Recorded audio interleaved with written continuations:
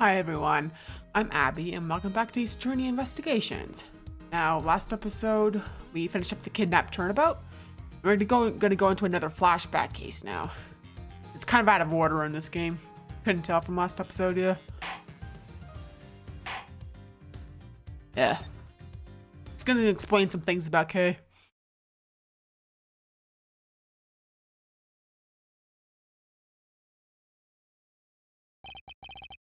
Kay Faraday. The young lady who calls herself the second Yatagarasu. Piece of cloth that she conjured up. It's taken me back to many years ago. 7 years earlier. Yeah.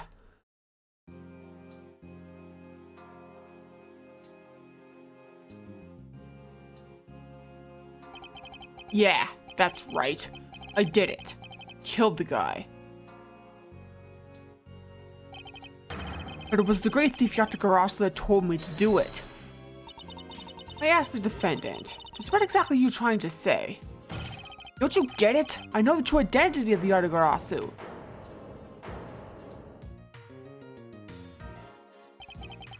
The Yatagarasu is the man standing over there at the prosecutor's bench.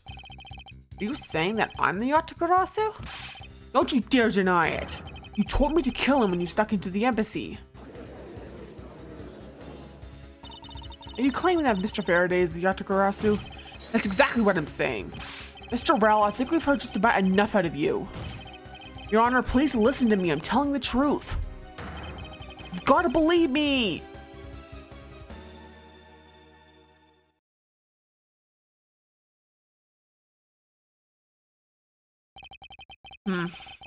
In accordance with the defendant's accusation, a new prosecutor shall be called to replace Mr. Faraday.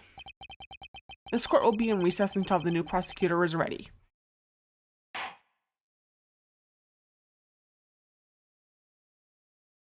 Quite the beginning, isn't it?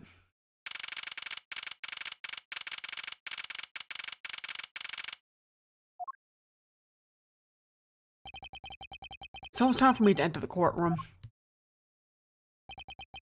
And so it is that my first assignment as a prosecutor will be as a replacement for a prosecutor who has been accused by the defendant. Edgeworth. Sir.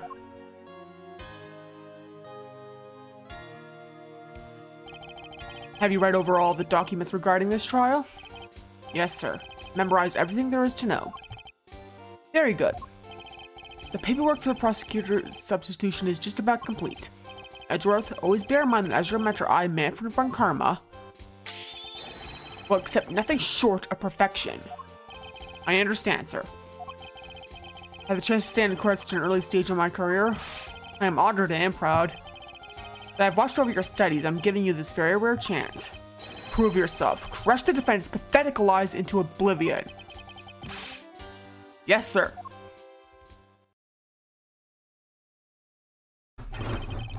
Such a legendary prosecutor will be watching and judging my performance.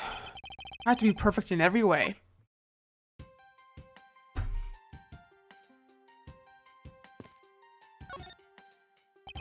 Today's trial should have ended in just 1 minute, because the defendant was picked up by the security camera, correct? Exactly. The killer had the gall to say that he only killed because he was instructed to do so. Even more outrageous is his claim that the case prosecutor Bernard Faraday gave the order. Faraday is such a fool. He's been cornered by his very own prey. Sir, are you an acquaintance of Mr. Bernard Faraday? He's a pathetic man who speaks nothing but nonsense. Nonsense? You guys try to explain to me a way of punishing those who cannot be brought to court. Those who cannot be brought to court. That is nonsense, for no man is above the law. Well, there are always a few exceptions. However, there is no reason to even deal with such individuals. A prosecutor is a guardian of the court, one with no obligation to outside manners. Thus, there is no reason to deal with such individuals, I see. Edgeworth, disgracing yourself as Faraday will not be forgiven. Have no fear. I will not let you down, sir. In place of the accused prosecutor, Bernard Faraday, I'll prove the defendant's guilt. Very good. I've secured an hour of recess for you to prepare to do just that. Show them all the power of karma. So you have achieved a firm understanding of this case? Yes, sir. Memorize everything that is written down in the case files. Well, then explain the case to me. I want to see if you really know what you are talking about. Understood. A murder was committed on September 8th in front of the Codepian Embassy. The victim, Mr. Deedman, was a staff member of the embassy. The defendant in this case, Mr. Mackrell, was held for questioning the night of the incident as was deemed suspicious. He was quickly placed into arrest for possession of the murder weapon, the gun. Furthermore, at the time of the murder, the great thief Yatakarasu had successfully infiltrated the Codepian Embassy as well. At first, Brock claimed that he himself was the Yatakarasu, but that he did not kill a dead man. I wonder what he expected to gain for such a desperate lie. It's possible that he wants to go down well in the spotlight if he's found guilty. Surely there's no limit to people's inanity. But I digress. Continue, Edgeworth. Yes, sir. During the trial, the prosecution presented the security footage that captured the murder. Footage clearly showed Mr. Rell as the murderer. The act of Mr. Rell firing the gun could be clearly seen from the visitor's gallery.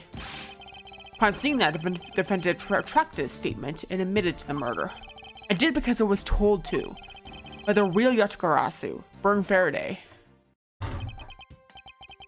Sounds about right. However, you've forgotten one thing. Though this may appear to simply be the murder of the Codepian Embassy staff member, people are actually referring to it as the second KG-8 incident. The second KG-8 incident. I'm very sorry, sir. I fear I failed to study hard enough. Well, even among the police is information that only a select few are privy to. Could you please enlighten me, sir? Sir, what do you mean by the second KG-8 incident? In order for me to tell you that, I must first learn about the original case. Take a look at these documents. This is a 3-year-old newspaper. You have heard of that Mono Group scandal before, correct? Yes, I have. The secretary of Ernest Amano, the Mono Group's director, was arrested under suspicion of smuggling. Correct. Sissy Yu was an employee of the Mono Group. The sole witness to the smuggling operation, it was she who brought the crime to light. However, Miss Yu was silenced before she could testify in court. Wasn't a Codepian Embassy staff member arrested for the murder? Yes, Codepian by the name of Manny Kochan was suspect. However, due to lack of evidence, the case went unresolved. Lack of evidence? If only I was in charge of the case. I would have done everything in my power to prove his guilt. Make sure that all criminals are found guilty. Matter really is dedicated. Faraday was the prosecutor in the case and he was as pathetic as ever. Mr. Faraday was in charge of the KG-8 incident as well? That's right. And now, once again, the victim of the case you were currently assigned to was someone who was scheduled to testify against that smuggling organization. And just like last time, the victim was murdered right before he was to testify. You're catching on. The victim was murdered just before his day in court against the smuggling organization. Events are occurring almost exactly the same way as they did in the KG-8 incident. So that is why it's being called the second KG-8 incident. Yes. Yet there is one difference between the two incidents. What would that be? The so-called noble thief that is sending everyone into an uproar? The great thief Yatagarasu. Yatagarasu. Better find out more. If it is true that the Yatagarasu showed up at the Codepian Embassy, what could he or she have been after? No doubt to steal any suspicious accounting records and release them publicly. Or, more likely, to steal secrets from the Codepian Embassy itself, since the item that the Yatagarasu stole from there was sent to the police. What was the Yatagarasu sent to the police? I don't know the details. Anything related to the Yatagarasu was getting the top secret treatment. Still, I find it very ironic. By returning the stolen items to the police, it was proof positive the Yatagarasu had infiltrated the embassy on the same day the staff member was killed. Criminals have a way of incriminating themselves, wouldn't you say? That would have to be the first time the Yatagarasu was left evidence behind, correct? Yes, indeed. We should learn more about the Yatagarasu, and I suggest you ask Faraday. Mr. Faraday? He happens to be the prosecutor in charge of the Yatagarasu case as well. He's the prosecutor in charge of both the KJ incident and the Yatagarasu case. Mr. Faraday really has a lot on his plate. What is it, little girl? You're scary, mister. Did you need something? I want to trade these coins with you. A fistful of dimes, quarters, and pennies. It looks like exactly $1. Is this what you want? Thanks, that's exactly what I needed. Would that child be here to watch the trial? Disrespectful for a child like that to be running around inside the courthouse.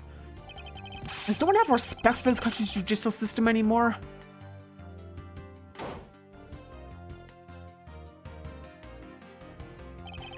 Paperwork for the prosecutor's substitution is complete. Why, do you even know how much time there is left before the trial resumes? I'm so sorry. Now have you mopping up this courthouse instead of pretending it in an instant. It's no bother, sir. Not being completely prepared could prove to be a perfect handicap for me. Proud one you are. Well, better collect the evidence from Faraday and prepare yourself. It's time for your debut, Edgeworth.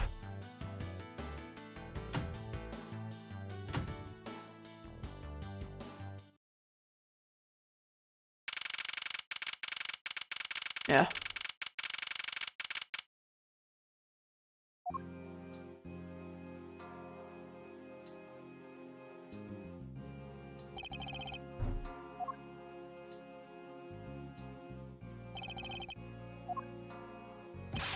Just what is going on? Why isn't Faraday here yet?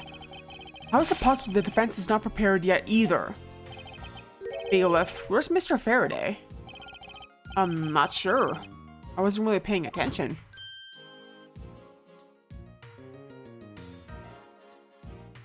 Not often you get to see the judge walking around, is it? Ah, he must be the one Mr. Von Crime recommended. I hear this will be your first trial. I look forward to seeing you perform. Oh, by the way, was there someone celebrating a birthday during the recess? I could have sworn I heard a popper going off.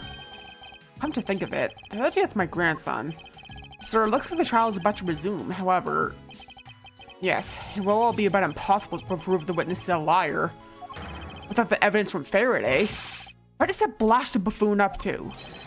It's an emergency, sirs! Silence! There shall be no yelling in the sacred hall of law. Bailiff, remove that man from this courtroom at once. Please. Wait, you have to listen to me. There's an emergency.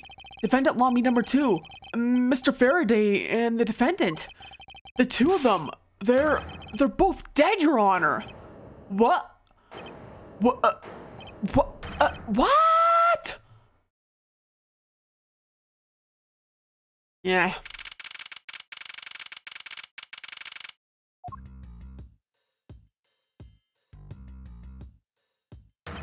Stay back. No one's allowed on the crime scene. Period. Just who does this oddball think he is? This is becoming quite the hotspot. Isn't she Mr. Wells' defense attorney? Hey you, no running in the hallway, pal. And who are you to tell me what to do? Never find out what's going on like this. It's time for some civil discourse.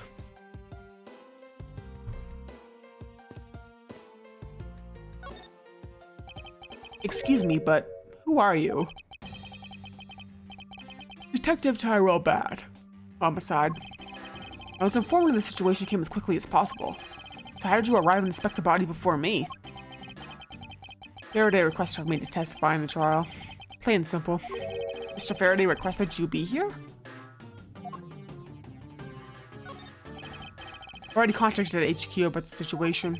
I've got nothing to say to you, kid. Kid? I'm Mr. Faraday's substitute in today's trial. Therefore, I insisted you update me on the situation. Can't back down here. I have a right to know. Do I need to teach you a thing or two about how to talk to adults, kid? Is he threatening me? Is he going for his gun? It's just a mirror. How dare he trick me like that? Faraday was stabbed to death with some kind of blade, and he had a gun in his hand. The other man, Mr. Mackrell, was shot and killed. He was found holding a bloody knife in his hand. Was there anyone else who went to defendant lobby number 2? Yeah, the big lug over there. His name's Gumshoe. He was in charge of guarding the place. He's claiming that no one else entered the room. If that's the case, then they must have killed each other, correct? Maybe. Such impudence. This guy is really testing my patience. Why was I not informed that you're going to testify in court? Homicides are my only gig. Dr. Grosso cases is also one of my assignments. So we're called upon to act confidently on Dr. Grosso's characteristics. In order to assess if Mr. Faraday really was the Dr. Grosso or not. Well, looks like you just might have a brain after all in the head of your son. Son? I'm not your son, Pops. Yeah.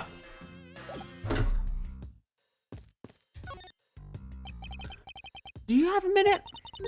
You know, I'm not really into talking to people I don't know. Especially at a time like this. I apologize for not introducing myself before bothering you.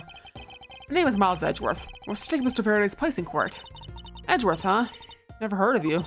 Mr. Faraday substitute is a newbie, huh? I'll have you know, madam, that I studied under Mr. Von Karma. You're not taking me for some naive novice.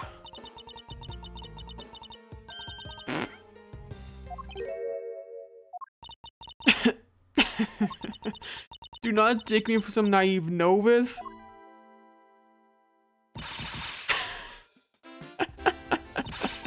So you're a student of Karma. I should have. Those goals are a dead giveaway. Stop right there. These are the garments of one who gallantly presents the facts. Ugh, thanks for the great laugh, but try not to make me laugh so much, okay? I wasn't trying to do anything of the sort. Just kidding. I was just goofing around. By the way, do you know who I am? My name is Callisto Yu.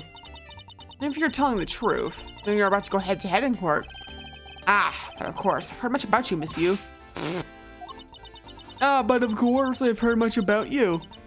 You're a regular Shakespeare. Did I say something funny? Yeah. I'd like you to update me on the situation. I don't really know anything. Why don't you try talking to those detectives over there? If that's the case, then why are you here? What's so funny? It's just that the way you speak is so tactless.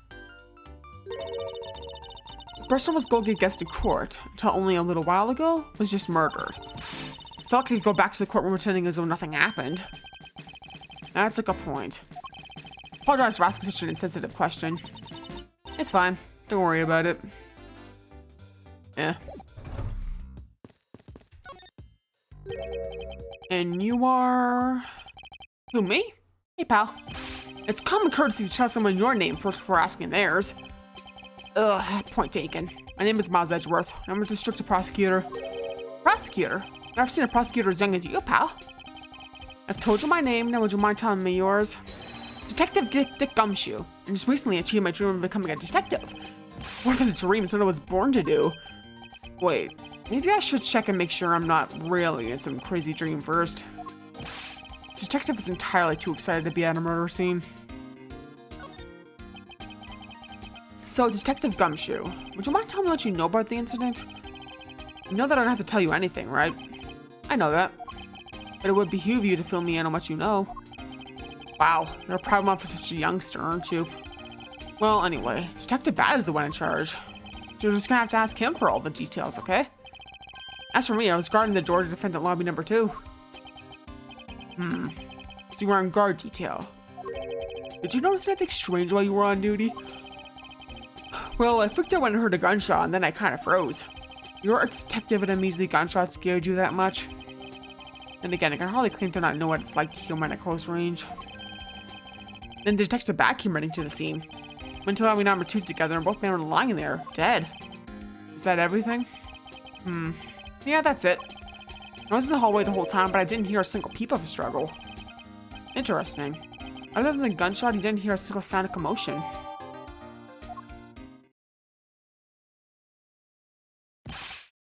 Miss you. There is someone here who wishes to see you. Who is it? The Kodopian embassy staff member, the man, Manny Koshen. What? What's going on? Detective Bad MSU's moves just changed all of a sudden. Wait a second. Was it Manny Koshen? I'll be right there. It's nice to see you again. Miss you. Why are you here? I have no desire to ever see you again. Now.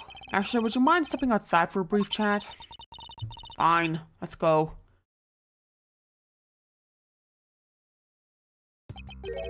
Bad? Von Karma? It's been a long time. I knew you would show up. Usually doing Yatagarasu was involved, and I see this case is no exception. Do you know Detective Bad, sir? Yes, he's like an old bloodhound that never leaves the scene of a crime. If only we get a promotion to move on. It's the crime scene where detective is most useful and effective. It's not like I don't know that. Moving on though, Bad, the man that I just passed by. Was he not the suspect in the KG8 incident? So I was right. Just what is that man doing wandering around here? At Faraday. Can't believe he let such an easy catch get away. Imbecile. Might have proven his guilt in 3 minutes. Von Karma, I think you've said enough for now. It's in poor taste to speak like that about the departed. Very well. Back on topic, I'm placing Edgeworth in charge of the investigation here.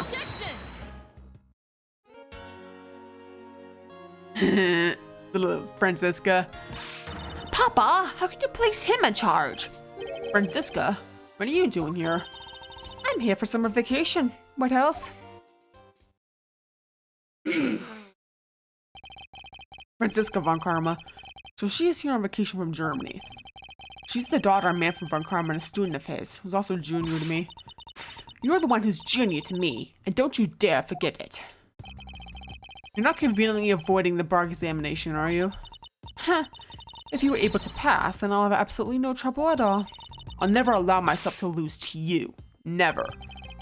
Why does she always have to be this competitive? Anyway, Papa, are you really assigning Miles Edgeworth to cover the case? Yes, I am. Why do you ask? Well, you know, I'm close to becoming a prosecutor myself. And I'm 100% confident that I can do a better job than him. That's just like Franziska. She has no problem bad-mouthing someone right in front of them. Bad? Yeah? These two will be conducting the investigation. What? Want me to let both of these kids loose on the crime scene? This is a perfect opportunity for them to work on their prosecutorial skills. Crime scene is not a place for children to be messing around in. I'm the one with the authority over this crime scene, Bad. I will not tolerate complaining. Edgeworth? Franziska, I leave this case to the two of you. Understood, sir. Yes, Papa. I'll go take care of the paperwork now. Remember, I'll accept nothing but a perfect report from the both of you. Do not disappoint me. Hold up, Von Karma. I still haven't agreed to this.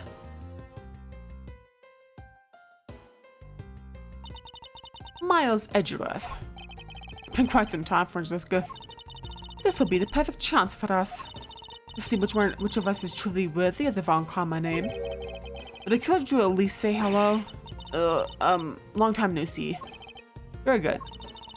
Just because you became a prosecutor first doesn't mean you can act all proud. She hasn't changed a bit. Miles Edgeworth. As I was saying, we shall see which one of us is worthy of the Von Karma name. Crying out loud. I'm being reduced to a babysitter. Looks like Mr. Von Karma was successful in convincing the detective. That's just like him. He never fails. I'd appreciate it if you could quickly run me through the facts, Detective Bad. Better off checking things out on your own. Very well.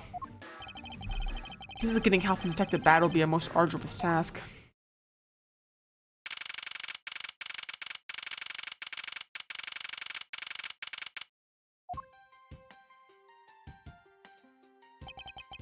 Ugh, is this the only real explanation that they killed each other simultaneously? Miles Edgeworth, you should listen to someone till they are finished talking. What are you talking about? I'll only say it one more time. This is a competition to see who is truly worthy of the uncommon name. A competition? The person that figures out the truth first wins. So the person who doesn't discover the truth is a dishonor to the name? Exactly. I don't care that you became a prosecutor before me. I simply refuse to hear any more foolish things come from your foolishly foolish mouth. Fine, whatever makes you happy. I take that as you accepting my challenge. Once again, whatever makes you happy. Well then, let's begin the investigation, shall we? I'm going to find the perfect evidence and quickly present it like the professional I am. Competing to discover the truth behind a crime. Not delightfully childish. You kids, over there, hold it. Kid? Ha! Serves you right, Miles. He just called you a kid. I said kids, kid. How dare you call me a kid as well? I'll do what I please, and I won't allow you to cause a ruckus on my crime scene. Hey, big guy. You're going to watch over these two. Yes, sir. Detective Bad, sir. Now do what I say from now on, kids, okay? You'd better not get in our way, Scruffy. You'll feel the bite of my whip if you do. Eek! And then you're a prosecutor, boy. Let's get your investigation started already, alright? Great. Now even that detective is treating me like a child. Alright, it's time to get investigating. Get a move on, prosecutor boy. My name is Miles Edgeworth. If you were to call me prosecutor boy one more time, it will be my duty as a prosecutor to look into your monthly salary. What? And what would you do with my salary after you saw how much it was? It's up to you now, isn't it? Really? Sounds good, pal. He's so naive. Yeah. Detective Bad, may I have a word with you? What is it? It appears that both a knife and a gun were used as murder weapons. Yeah, it does. At least it's to our first question of the investigation. Where did the men acquire the weapons? The gun was inside of Faraday's bag. It was a piece of evidence that was presented in the trial earlier today. It was used to kill the Codopian embassy staff member, but I never heard anything about the knife. Mr. Earl's being held by the police. There's no way you could have brought it in. Which means it's possible that Miss Faraday had the knife on him from the start as well. Could it have been a piece of evidence that had yet to be presented? But then, why doesn't Detective Bad know about it? Wait, what if... It's possible that Mr. Faraday brought the knife in under the guise of pescatorial evidence. And then brought it out and attacked Mr. Well with it. Maybe you've got a brain in there after all, kid. Ugh. Is he going to treat me like a child forever? It looks like Mr. Faraday attacked Mr. Well first, and then counterattacked. It's the only logical conclusion you can draw from the crime scene like this. Not yet. I feel it's much too early to be drawing conclusions already. Let's first find conclusive evidence so as to protect the honor of the Von Karma name.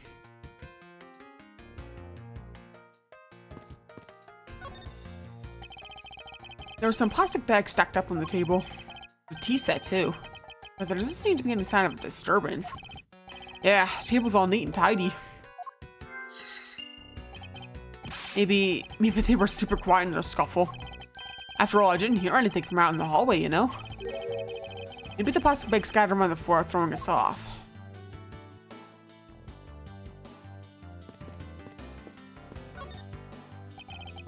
The window was open and... there's a fresh flowery scent in the air. Ugh, flowers in the garden down there are so gross and ghastly. Do you think maybe you could try offering something useful for a change? Well, at least there's no way someone to skip through this window, pal. I'm gonna make them smell the flowers after I fall from the 3rd floor. Are you willfully ignoring the fact that there are also iron bars on the windows? Yeah, I guess there's that too. Either way, no one could get through these windows, right? Thought of everything when they were designing this courthouse. Very nice.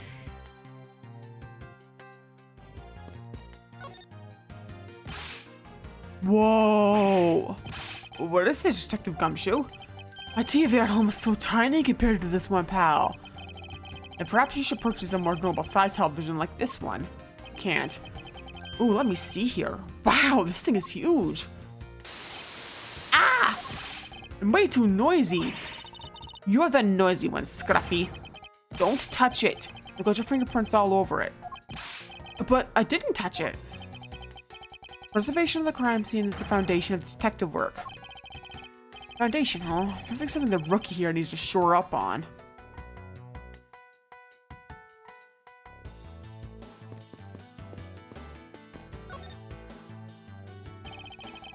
Looks like Mr. Faraday fell on top of Mr. L. First glance seems they must have killed each other. However, using logic, the only logical conclusion is, aha! What was that outburst for? The detective's instinct just hit me really hard. It's Mr. L that fell first, see? Don't need the detective's instinct for that. It's common sense. I suppose we know much more than that until after I examine the bodies.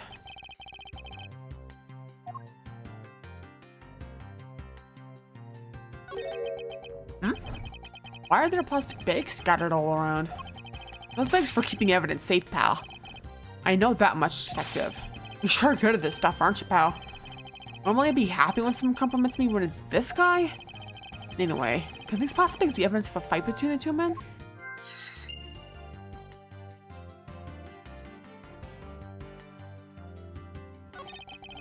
Looks like Mr. Faraday died while holding the gun in his right hand. So he shot Mr. Rattle and then fell on top of him while still gripping onto the gun? Guess it does seem kind of strange, huh? I mean, why would Mr. Faraday know how to fire a gun? It's not exactly rocket science. Even I know how to pull a trigger. Though I doubt I'll never ever need to use one. I hope I never have to fire a gun either, pal. It sure does look cool to hold a gun in your hands. It appears the police's screening procedures need a thorough review. Anyway, I should jot down some notes about the handgun in Mr. Faraday's hand.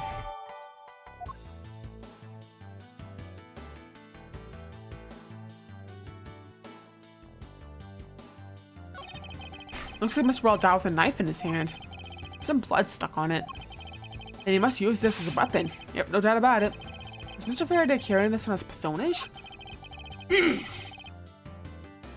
he bring this as a piece of evidence for the trial? Or did he bring it with a very different intention in mind? Should I jot down some notes about it?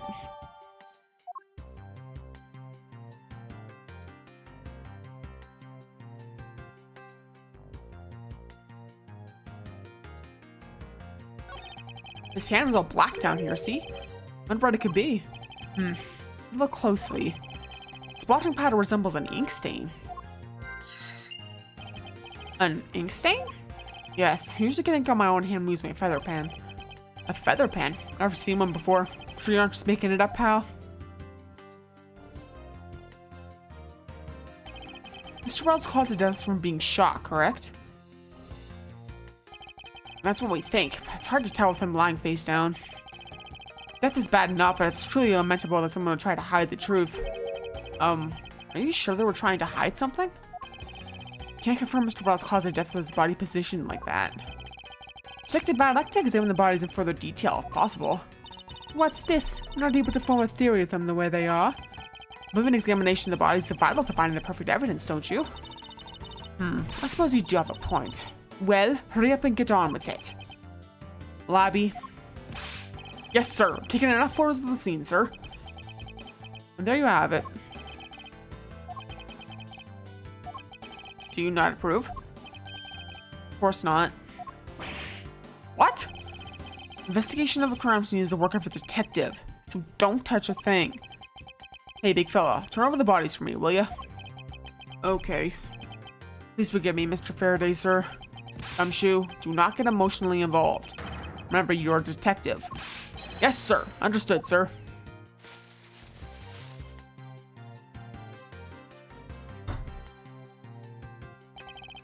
Yeah.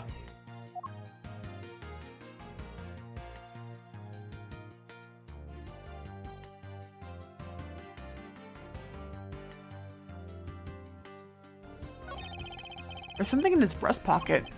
It's a fountain pen. Hey, you know, always keep a pencil behind my ear. That's Detective Bad is always telling me. You should always write your name on everything you own. Yes, somehow you just struck me as quite a forgetful individual.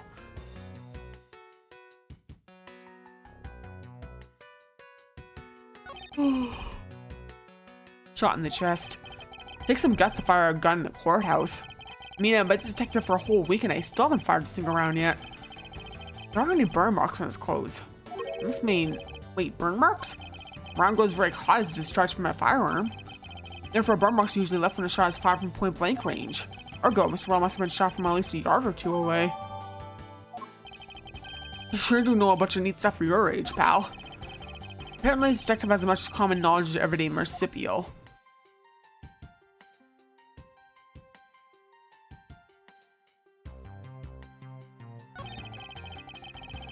There's a knife wound in his chest here, see? I wonder if the wound matches the knife Mr. Rell was hiding. Labby? Yes, sir. Verifying now, sir. Make it quick. From the look of things, one could deduce that the knife Mr. Rell is holding is what killed Mr. Faraday. Let's not try to understand the two men died.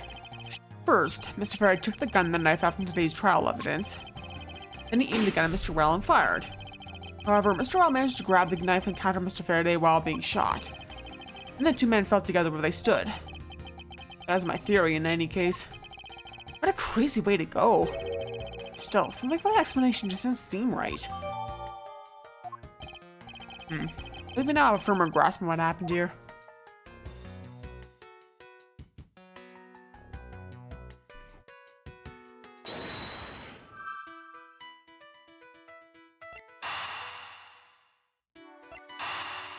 Yeah.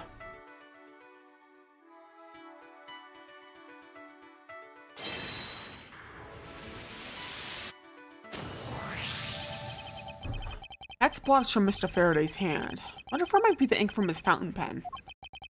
Ooh, what's that to the lab guy? Detective Gumshoe? Confirming the substance on Mr. Faraday's hand is the ink from his fountain pen. I see. Good work. You know, I've always wanted to say that, even if it was just one time in my life. Mr. Faraday wrote with his fountain pen in his left hand? I think it's fair to assume he was left-handed. Here's Mr. Faraday's pen is very important to our case as well. Okay, if you say so, pal.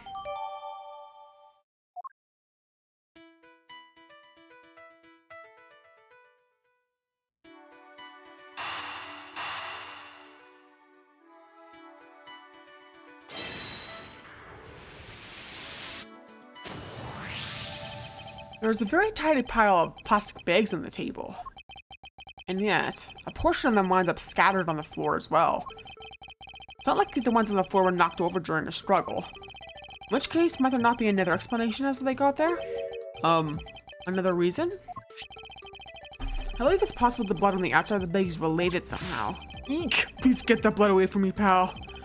Detective Gumshoe, whose blood is on this bag? Hold on, let me ask the lab guy. Alright, please hurry. Wait till I get a load of this, pal. It's Mr. Faraday's. Oh, the technician said they didn't find anything else on or in the bag, sir.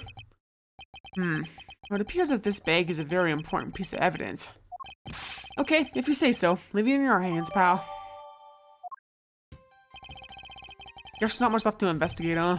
They really did kill each other. No, I can't conclude that quite yet. There's still something I find very peculiar here. The theory that they simply killed one another is too simplistic in this case. In fact, there was actually a contradiction that shows there was another possibility. Yeah. And I'll leave you to ruminate on that, because I'm going to stop this right here. Yeah. This part of the case is about half over, so yeah. So yeah, thanks for watching. Feel free to like and comment and subscribe, and check out my Twitch and Ko-Fi and Twitter/X. Next episode, I'll be finishing up this part, starting from here. So yeah, hope you're looking forward to that, and peace off.